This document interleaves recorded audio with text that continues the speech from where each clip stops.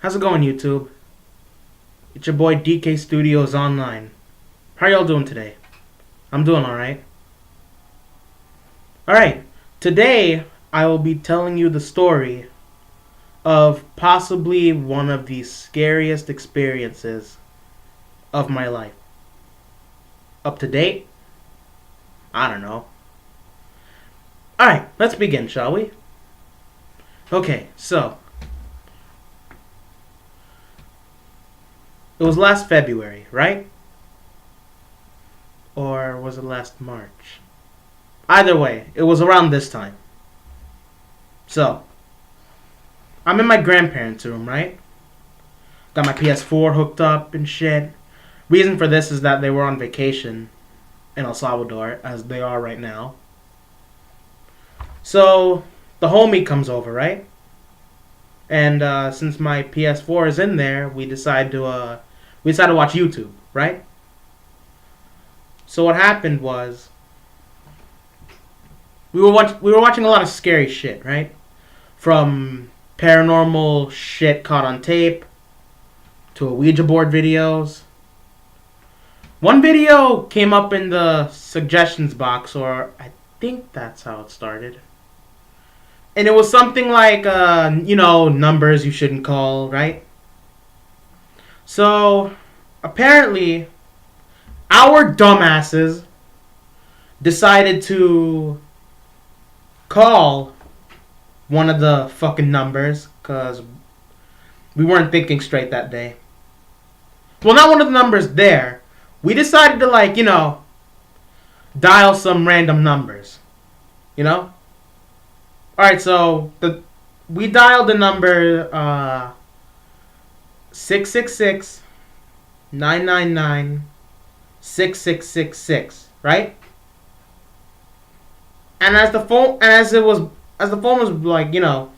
buzzing and we were waiting for a response, that's when I started to think, you know what? Man, this is bullshit. No one's gonna fucking answer.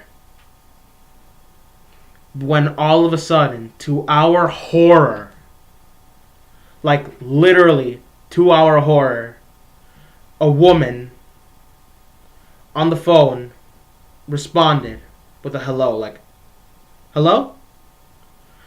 But thankfully it was a normal sounding woman, as I just said. Because I literally would have shit my pants if the woman sounded like raspy or old sounding, or like had a really deep voice. But didn't sound like that, because number one, it's fucking, what the fuck? That's a 1 in a million chance. And number two, I don't think any of y'all would believe this story if I told you it was like that. Thankfully it wasn't. So after the woman said hello, we freaked the fuck out, right? So we freaked out, we hung up, right? And the thing is, we in my grandparents' room, there are like a bunch of pictures filled with relatives, right? And decorations like having to do with the Catholic religion, like fucking candles, crosses, statues, and little figurines of Jesus, the Virgin Mary, you name it, right? So because of all that stuff in that room, in my opinion, my grandparents' room was the safest room in the house, right? But even then, I still did not feel safe. We did not feel safe, right? So the homie, he got his sandals on, his sweater, or whatever he was wearing. I put my sandals on. I grabbed my phone, my keys, everything. I just locked the door behind me after the homie got out. We dipped over to his house across the street. And as we were on the top floor, I kept looking down at my house. For some reason, I think my paranoia was kicking up, right? Because in that state, I expected to see a head peer out of the blinds on the living room window. Like, I think I even called my mom to tell her about that shit. Did I? I don't think I did. Anyway. So, after half an hour, I decided to head back, right? I'm alone in the house for like 15 minutes. And I'm just sitting in my grandparents' room like, fuck. Oh my fucking god. Why did we do this? Like, I'm scared, right? 15 minutes later, or 20 minutes, 15 to 20 minutes later, my mom shows up at the door, right? I tell her about everything after greeting her. You know, hi mom, how you doing? How was your day? And she thinks I'm bullshitting for a sec, right? Until I tell her the number. Man, you could not believe how relieved I was, right? When she told me what the number actually was. Because she knew that number, right? And guess what? It was the number for the bank. I don't know which bank, but apparently a bank that apparently my mom is affiliated with. You know, making deposits, withdrawals, paying the bills and shit. I don't know. Anyway, the homie was walking across the street. I called him over to tell him. We were both relieved after that. Okay, so one thing I did learn from all this is that you simply just don't do any of this shit, right? Because, my nigga, that's white people shit.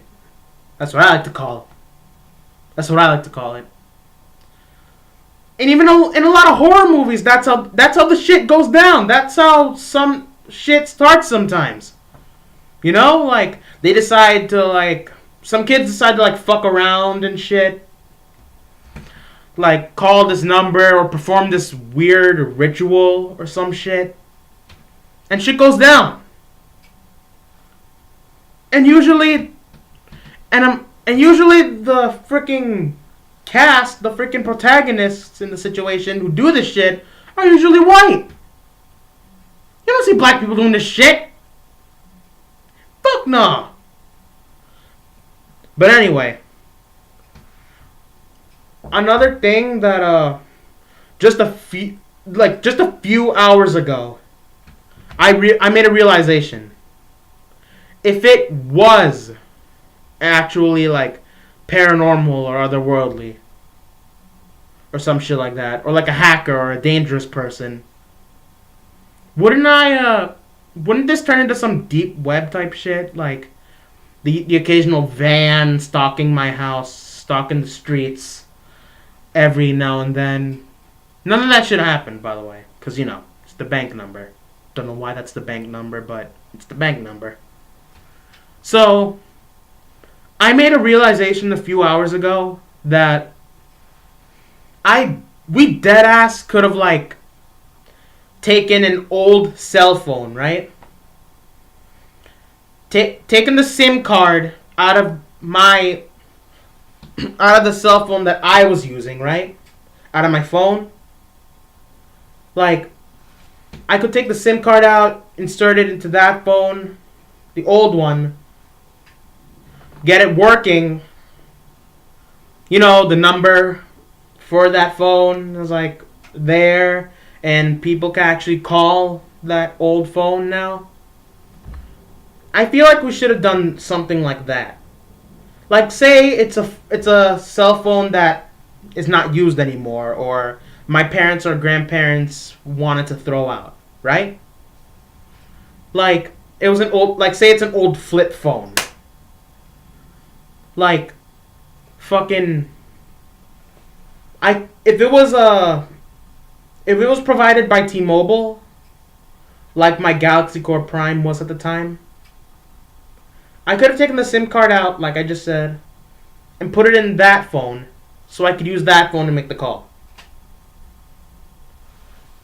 And after we were done with the call, if anything weird like that actually happened, like, the voice, like the stalking shit or some shit like that, if it turned out to be a dangerous person, if we did some research online and found out that that number was the number of one of the most dangerous serial killers, like, if we found that out, like, immediately after we made the call, and we didn't do anything, we would have been fucked.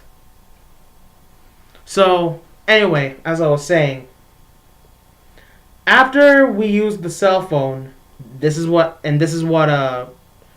I imagined during my realization.